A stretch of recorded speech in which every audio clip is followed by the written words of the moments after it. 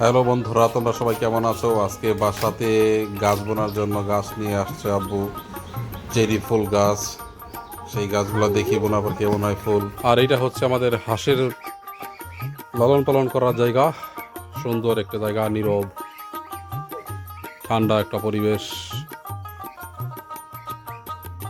আর এই গাছটার এক পাশে মরে গেছে, সেই কারণে গাছটা অনেক পাতলা হয়ে গেছে, চিকন হয়ে গেছে। আর আজকে আমার ক্যামেরাম্যান হচ্ছে ফাইজা।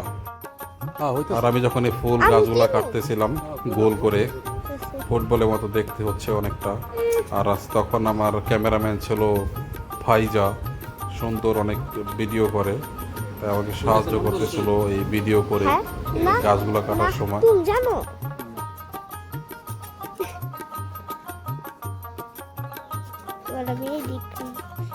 সুন্দর করে কাইতো গেট ফুল গাছ,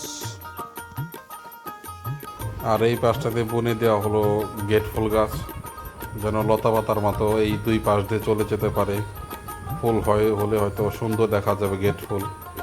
বাকি গাছগুলো পরে বুনবো, নামাজ পড়তে যেতে হবে।